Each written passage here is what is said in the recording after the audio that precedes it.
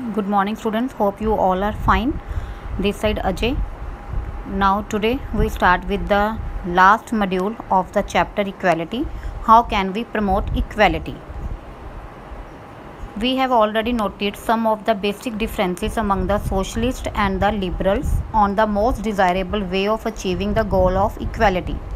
While the relative merits and limitations of each of these points of view are being debated the world over, we still need to consider what principles and policies might be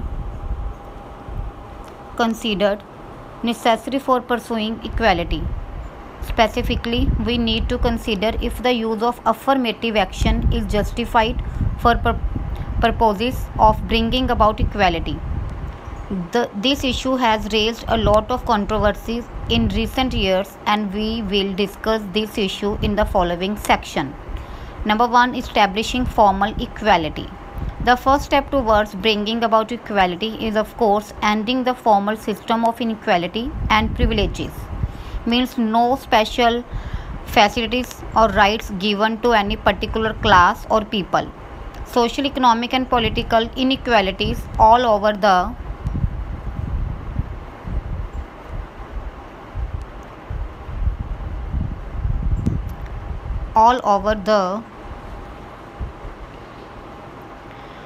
world have been protected by customs and legal systems that prohibited some sections of society from enjoying certain kinds of opportunities and rewards. Poor people were not granted the right to vote in a large number of countries. Women were not allowed to take up many professions and activities. The caste system in India prevented people from the lower caste from doing anything except manual labor. In many countries, only people from some families could occupy high position. Manual means working by hands only without machines. Attainment of equality requires that all such restrictions or privileges should be brought to an end. Since many of these systems and the law of the land should stop protecting these systems of inequality, this is what our constitution does. The constitution prohibits discrimination on grounds of religion, race, caste, sex or place of birth. Underline. Our constitution also abolishes the practice of untouchability. Most modern constitutions and democratic governments have formally accepted the principle of equality and incorporated it as identical treatment by law to all citizens without any regard to their caste, race, religion or gender. Next, equality through different treatment.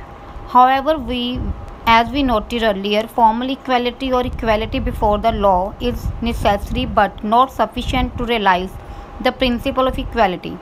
Sometimes it is necessary to treat people differently in order to ensure that they can enjoy equal rights. Certain differences between people may have to be taken into account for this purpose. For instance, disabled people may justifiably demand special ramps in public space so that they get an equal chance to enter public buildings. Or women working in all centers at night may need special protection during the journey to and from the center so that their equal right to work may be protected.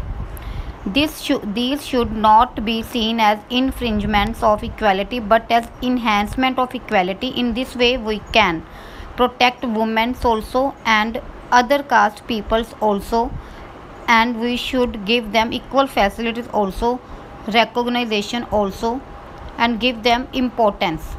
And one this picture already highlighted from the cartoon, to ensure a fair selection you all get the same test. You must all climb that tree. It's not possible, guys. Clear? You can see that from the picture also, that everybody have different aptitude, different skills. It's not possible that everybody can climb this tree through this cartoon. From the picture that the animal those who present there, it's not everybody's task that they can climb the tree, but the thing is that here we can do it with the different means. To purpose of this behind is that we have to be use it strategy, and the thing is that we have to change the system. Make a list of all the facilities that students with the various kinds of physical handicaps would need to learn as any other student.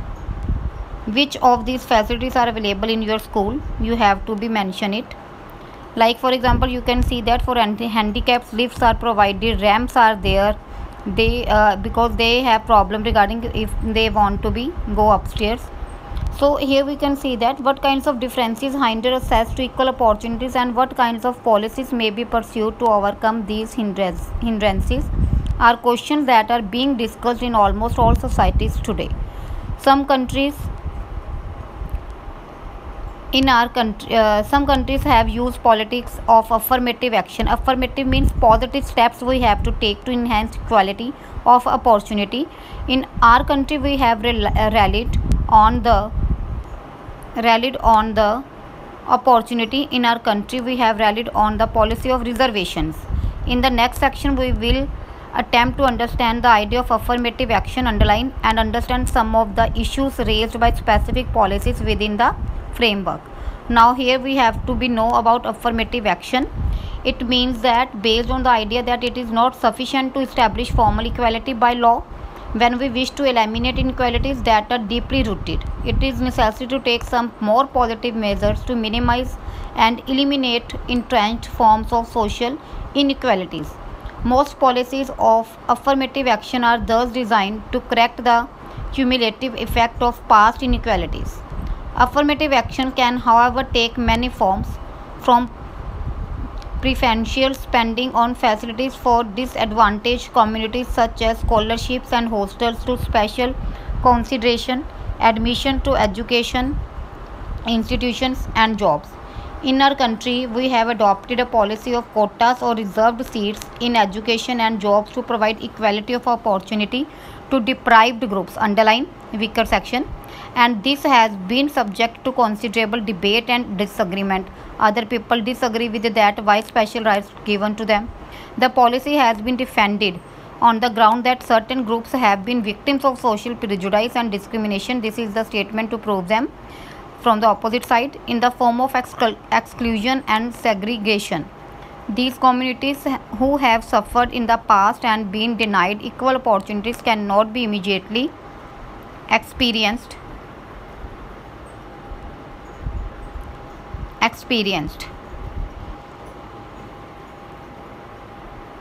with others on equal terms. Therefore, in the interest of creating an egalitarian and just society, they need to be given special protection and help. Special assistance means help in the form of affirmative action is expected to be a temporary or time-bound measure. In it, we can cover about the question whether treating people differently can ever lead to greater equality. Critics of positive discrimination, particularly policies of reservations, they invoke the principle of equality to argue against such policies. They contend that any provision of reservations or quotas for the deprived in admission for higher education or jobs is unfair as it attributedly denies other sections of society the right to equal treatment. They maintain that reservations are a form of reverse discrimination, and they continued with the practices that the principle of equality questions and rejects. Equality requires that all persons to be treated alike, and where we make distinction between individuals on the basis of their caste or color, we are likely to reinforce caste and racial prejudices. For these theorists, the important thing is to do away with social distinctions that divide our society. In the context of this debate, it is relevant to draw a difference between equality as a guiding principle of state policy and equal rights of individuals. Individuals have a right to equal consideration for admission to educational institutions and public sector employment. But competition should be fair. Sometimes when competing for limited seats or jobs, people from deprived strata, means community, may be at a disadvantage. The needs and circumstances of a first generation learner whose parents and ancestors were illiterate are very different from those who are born into educated families. Members of excluded groups, whether they are Dalits, women, or any other category, deserve and need some special help. To provide this, the state must devise social policies which would help to make such people equal and give them a fair chance to compete with others. The fact is that in the spheres of education and health care, India has done far less for its deprived population than what is due. Inequalities in social education are glaring. Many poor children in rural areas or urban slums have little chance to attending schools. I already cleared that. For this, government provided them midday meal schemes, and many other schemes are also policies to impart them education, to tell them how important education is for their life, to improve the structure of our society. So social and economic inequalities of this kind hinder, means creating problem, the pursuits of equal opportunities. Most theorists today recognize this.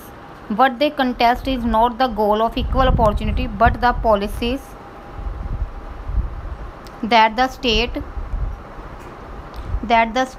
should pursue to achieve that goal. Should the state reserve seats for the deprived communities, or should they provide special facilities that can help to develop talents and skills from an early age? So guys, this whole module regarding affirmative action is that in India they are giving special status to the scheduled caste and scheduled tribe to overcome them from the inequality, to protect their status, to treat them equally. So here in last, which points are highlighting different or special treatment may be considered to realize the goal of equality, but it requires justification and careful reflection. Clear? So you can see that the caste system and practices like apartheid, skin differences, liberals views, Marxist views, socialist views, feminist views, we have to be work on it, we have to be add in it. So here let's think, it means that some situations are there where special and different treatment important, like working women should receive maternity leave, those who are pregnant they need it. Clear? A school should spend money or to buy special equipment for the students or those who are blind. Clear? Then Geeta plays brilliant, for example, basketball, so the school should build a basketball court for her so that she can develop her skills further, to be giving their marvelous interest in that field, and feel proud to their parents and the society and for the school also. So all these facilities should be provided in the schools also. Like G's parents want him to wear a turban in school, Irfan's parents want him to pray on Friday afternoon, so the school should not insist that Jeet should wear a helmet while playing cricket, and Irfan's teacher should not ask him to stay back for extra classes on Friday, because these are the major things. Like if the person already having wearing the turban, then it's already clear that they should free from wearing the helmets. Clear? So to give the importance to the religion also, and for the facilities also, these are important. These things are acceptable. These are not inequalities with other class. Many of these issues relating to the pursuit of equality have been raised by the women's movement in the 19th century regarding their rights, means to get them right to work, education, and other things, like if they want to be live their life on their way, what profession they want to be choose, where they want to work, everything provided to them also. And here as last we can see that as we deliberate on issues of equality and examine whether different treatment is warranted in a particular case, we need continuously to ask ourselves, because society becomes by us, because we are living in a society, so we have to set such norms where we have to be overcome from these inequalities, or we live with these inequalities. Case we need continuously to ask ourselves whether different treatment is essential to ensure that a set of people can enjoy the same rights as the rest of society. Caution must aware, means however be exercised to see that different treatment does not yield new structures of dominance and oppression, or become a means for some dominant groups to assert special privileges and power in society. Different treatment is intended and justified only as a means to promoting a just and egalitarian society where everybody lives happily, healthy, and giving respect to other rights also, and not show them that they are poor and they belong to lower caste. So all such type of things we have to be work together. It's not only a work or duty of a government. As a active citizen, it's our also duty while living in a society. If we want to establish egalitarian society, we can, and we can overcome from all inequalities which mentioned in this chapter. Thank you so much guys. Take care and go through the full chapter.